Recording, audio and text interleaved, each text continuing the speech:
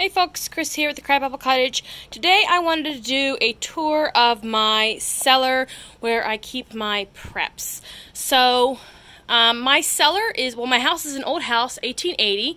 So in some areas it's got stone walls. You can see there. Oh, it's okay, Ellie.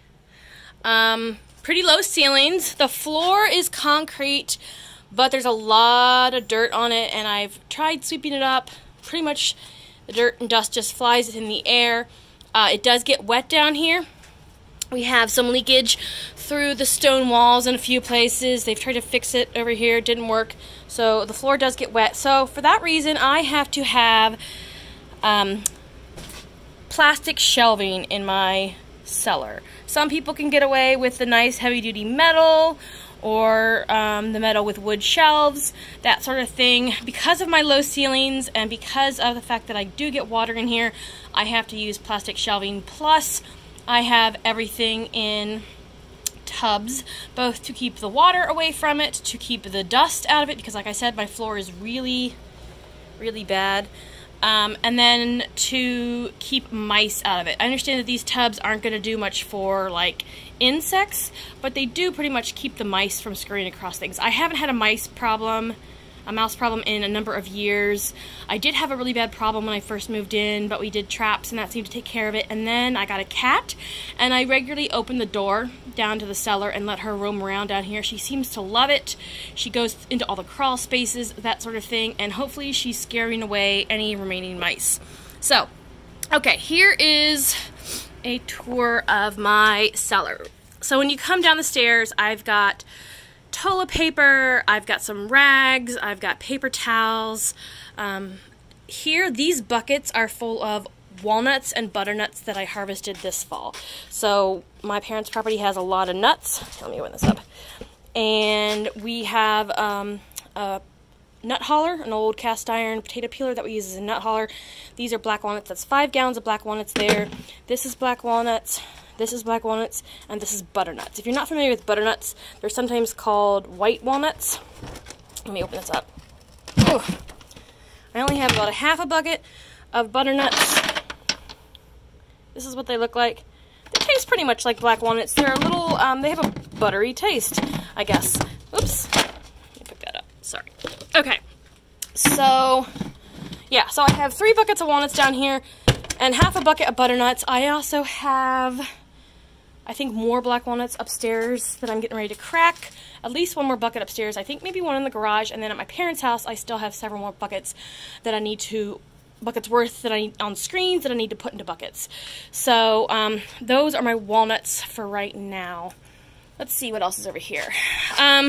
Under the stairs, I've got what I consider my canning and food preservation area. I've got some containers of tap water. I've got my pressure canner, my water bath canner, various canning supplies, small jars that I use for spices and that sort of thing. My fermentation kits.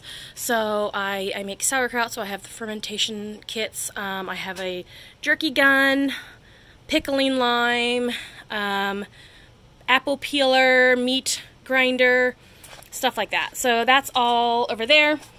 I also have over here a little bit of stuff. I have my Dutch oven and some extra bottled water just sort of stashed under the stairs. Then over here I have the rest of my canning supplies. So these are all my jars. Last year jars were really hard to get. Last year was my first year canning actually. And as you know, jars were really, really hard to get. So I've been stocking up as I see them so that I'm not in that same situation next year. I need to get some of the larger jars. I use the really large jars. What are these? A half gallon? I can't remember. I use these for my sauerkraut. So those are handy. So yeah, so jars, and then up here lids and bands. I've been, again, stocking up on lids and bands because those were so hard to find last year, and I don't want to go through that again. That was frustrating. Over here, this little room, I guess, you can see the water damage there. This room has our well pump in it. So I actually have in here the supplies for our bucket toilet system. Because I guess this little room, if we were down here for some reason, this little room would give you a little bit of privacy. So 2 buckets, if you're not familiar with it. You use 2 buckets, you line them with trash bags, like a kitchen-sized trash bag. These little lids you can pick up in the camping section at Walmart. You put the trash can in there, put your lid on, you can do your business. I have 2 because in theory you're supposed to do number 1 in one of them, number 2 in the other one. Number 2 you dispose of. Number 1 you can like dump it in your yard sort of situation. So if you can help it, you want to kind of separate the 2. Obviously that's kind of a tricky situation depending on where you're at. But I have 2 of those. I also have a big thing of pine bedding or wood chips. So after you have done your business, you sprinkle some wood chips in there to help soak stuff up. Makes it easier to dispose of. So I've got a scoop and some of that, and once this is opened, it'll go in the tub. So this is our sort of makeshift bathroom situation down here. Okay, now this is where the bulk of the stuff is. I have down here 2 camp chairs because we have to come down here for tornado warnings several times a year. So those are down here so we have a place to sit because obviously the floor is gross. Which reminds me, we also have, I picked these up recently, these are 2 camp cots, folding camp cots. I have those down here for the same reason. If it's in the middle of the night and we have to come down here, I have a son, he's almost 13, and if it's really late and he's tired, that way we can set up a cot and he can go to sleep while we're waiting for the warning to pass. So I do have that. Over here I have my tools, which are kind of a hot mess right now. I need to go through that shelf and organize it. On this shelf, let me get over here so you can see it, I've got work gloves, fasteners and adhesives. This includes duct tape, zip ties, super glue, I think wire. Over here this is rope and paracord, various sizes, various lengths. Down here, this is PPE. So this includes some Tyvek suits, rubber rain suits, goggles, various types of goggles, safety goggles, that type of thing. Next to it, I've got face masks. I have a variety N95 and dust masks and nitrile masks, or not nitrile, doctor's masks, all kinds of stuff. I also have disposable gloves here. So rubber gloves, nitrile, latex, all that in there. Down there I have plastic sheeting, so I have various size rolls of both black and white or clear plastic sheeting. The clear plastic sheeting I'll probably use in my garden this year to make a tunnel with my PVC pipe tunnels. So I have some plastic of various sizes down there and thicknesses. I also have clear and black shower curtains and black tablecloths to quickly seal up doors and windows. So that is all my plastic. I think I also have some tarps down there, but a lot of my tarps are in the garage. Over here, this is some of my cleaning supplies. I need to get a bigger shelf or an additional shelf for this. This is sanitation. So at the bottom, I've got bleach, ammonia, a little bit of laundry detergent, some disinfectant spray, some disinfectant solution. The bottom tub is water purification, so that is coffee filters, extra parts for my Brita. I think I have a Sawyer Mini down there. Dish soap there. Above that I've got borax, a variety of sponges and cleaning supplies, including spray bottles, that sort of thing. A whole tub of toothpaste because CVS keeps having these really great deals on toothpaste, so I've been stockpiling. Laundry includes clothespins and line for hanging up your clothes. I've got wet wipes down there in a variety of sizes, as well as hand soap. Up here we've got trash bags. I've got contractor trash bags, kitchen trash bags, and large trash bags. Swiffer wipes, some microfiber cloths, a camp shower, some washing soda, some Fells Naphtha soap, which is amazing stuff for laundry. I also use the Fells Naphtha for poison ivy. It helps remove poison ivy oils from your skin. It's great. Down here, I've got a couple of small washboards, as you can see tucked away there, as well as a plunger that I'm going to use to make a bucket laundry, which I haven't done yet. Down here in this small bucket, I have a bunch of those small Lysol, concentrated Lysol solution that I picked up at the Dollar Tree. I haven't found a spot for them yet. In this big bucket, I've got my string mop as well as my crutches, and they're just in this bucket because, like I said, the floor gets wet, so that way it keeps everything kind of clean. So medical equipment, most of that is upstairs, but I do have my crutches down here just so they're out of the way. Over here on this shelf, this is my power and heat and cooking shelf. So the bottom has extra blankets. I've got my portable Buddy heater. I've got the 1 pound canisters of propane. I've got an attachment hose so that you can attach the large 20 pound canister to the Buddy heater, as well as a carbon monoxide meter and a couple of other little attachments and parts for my Buddy heater. I also have 1 20 pound container of propane. I need to get another one. That'll be moving down here soon. Up here, I've got those tall votive candles from the Dollar Tree, lighters and matches, both the short lighters and the long lighters as well. Battery-powered lanterns in there, both rechargeable and battery-powered, actually. Tea lights. Over here, I've got another battery-powered lantern, as well as 2 oil lamps in the back and 3 bottles of lamp oil. Up here, I have my Coleman propane stove, some more propane. Back behind there, you can't really see, I've got one of those clay pot heater thingamajigs. I haven't tried it. That was kind of one of the first preps I put together because I didn't have an emergency heat source, and I thought, oh heck, I can do that. I haven't ever used it. You know, you see on the internet lots of things, people saying it works, saying it doesn't work. I have it. I haven't done anything with it. I've got canned heat up there for cooking with my fondue pot. I've got solar lights and some miscellaneous light-oriented things there, glow sticks and hand warmers, and then I have all my batteries sorted by size. I also have a battery tester so I can check them.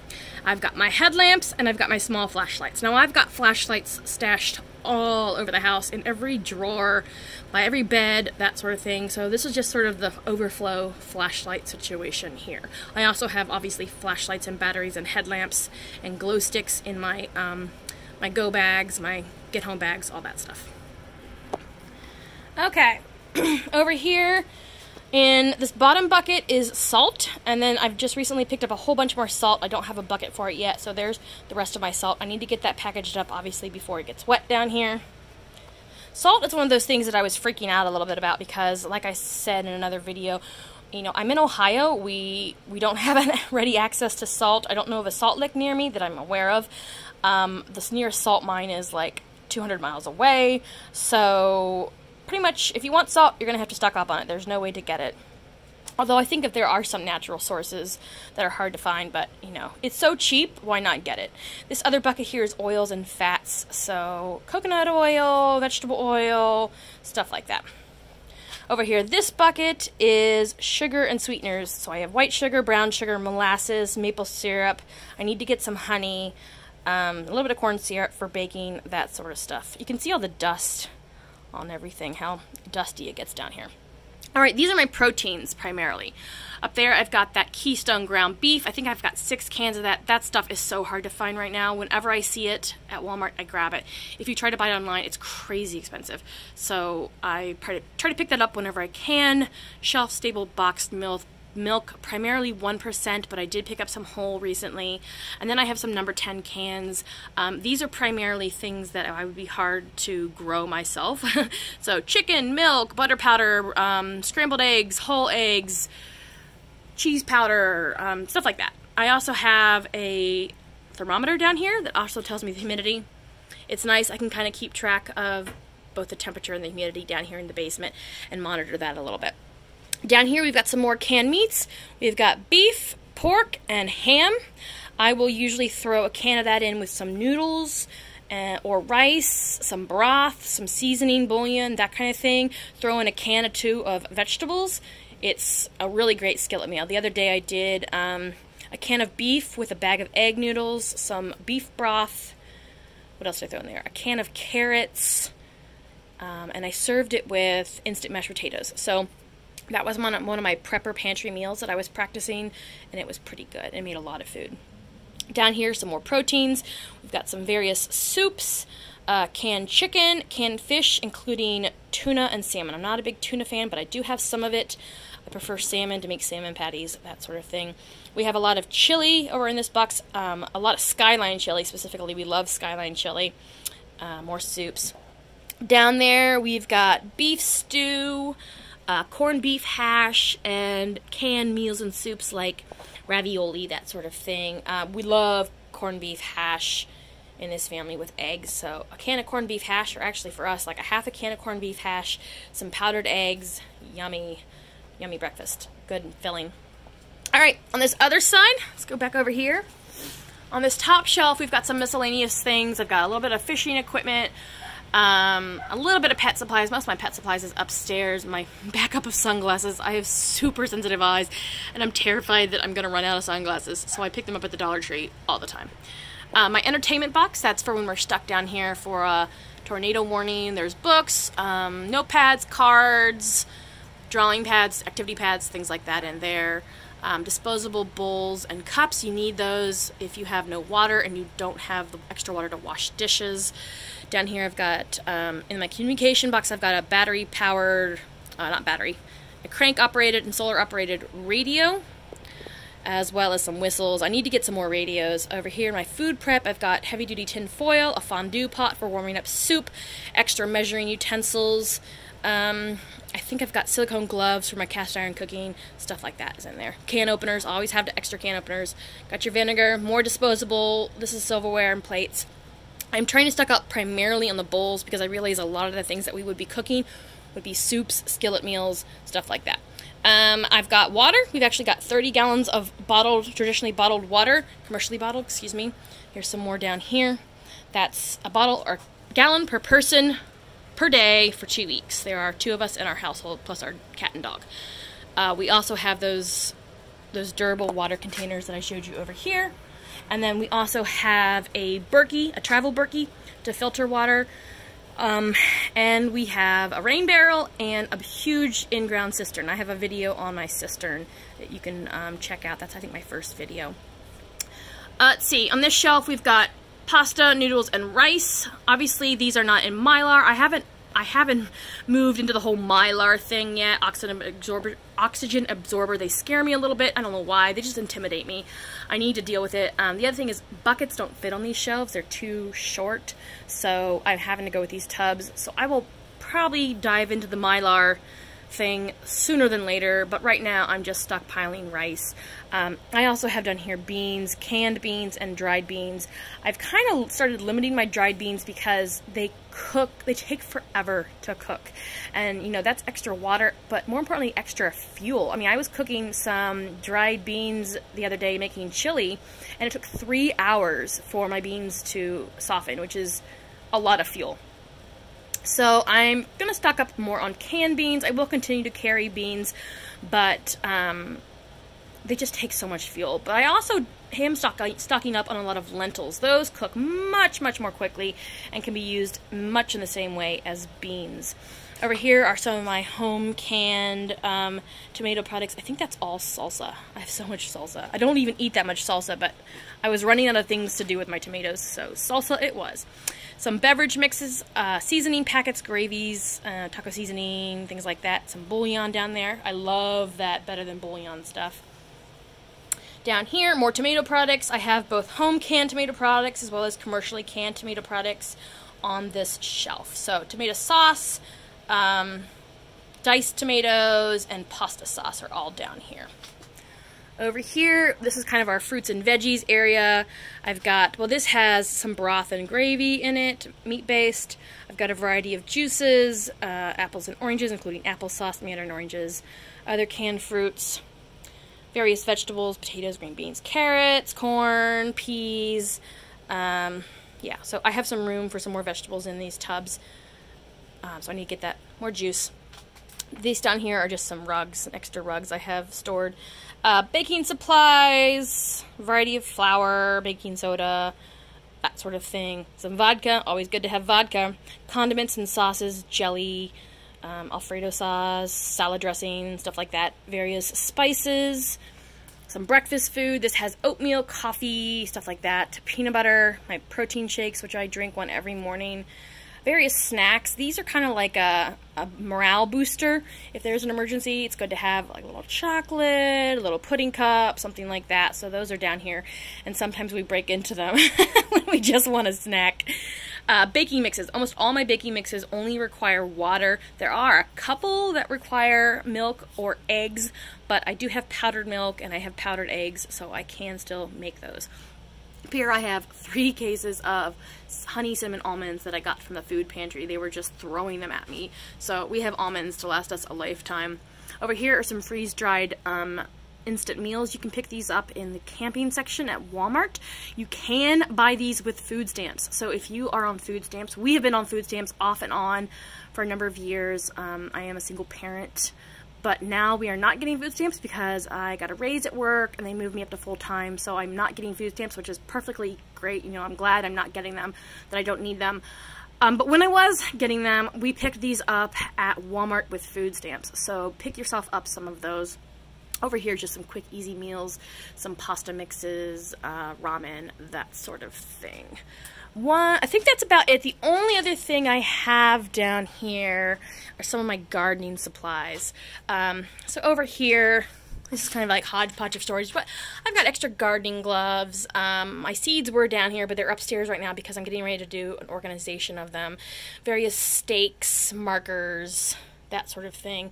Down here, this is my netting, or my, this here is my blanket, a big roll of garden fabric that I can use to put on my raised beds with those hoops that I talked about. I want to keep the cabbage moths off my cabbage and broccoli and cauliflower this year, and Brussels sprouts. They decimated my brassicas last year, and hopefully this will keep them away. So that's what I have in my prepper pantry and my stockpile right now. It's a baby stockpile compared to a lot of people, but we live in a very small house. There is no storage upstairs. We only have one closet that's in my bedroom, and it's very, very small. So I had to get creative, and even though this isn't the most ideal space, because of the fact that the floor does get wet and it's very dirty down here, having the plastic shelves and the plastic tubs does help mitigate that. I will need to seal some stuff in Mylar sooner than later, but that's not where we're at right now. I've only been prepping for a couple of years. I started panicking during the 2021 situation, but in my defense, I had been prepping kind of before that. As a single mom who often went through periods of food insecurity, I did a lot of couponing, that sort of thing in the previous years, so I would always have a stockpile of something. However, I happen to have moved a lot in the last few years. I think, see, my son is almost 13, and he has lived in four states. And in some of those states, he's lived in multiple houses. So he's lived, we lived in Indiana, 2 different places in Indiana. We lived in Virginia. We lived in Massachusetts in 2 different places. Ohio. Yeah, so we moved. Anyways, the point is we've moved a lot. And every time we move, we kind of like get rid of our stash. We eat through it, that sort of thing. So when I bought this house in 2018, there was a lot of work that needed to be done on the inside, and there's still a lot of work that needs to be done. So I didn't really have the resources or the time or the money for prepping. So when 2021 hit, I was freaking out a little bit because I knew I needed to prep. I had prepped in the past, and not having preps, freaked me out. So I decided, I need to get back into the habit of prepping, so I really kicked it up a notch because I'm now close to my parents. We live like 1.5 miles away from each other. They're a little bit older. They're in their 60s. Late 60s, so I am also prepping for them. So it's a baby stockpile, but it's something, and I'm going to keep going. So show me your stockpiles. What have you been stockpiling? Please like and subscribe. Thanks, guys.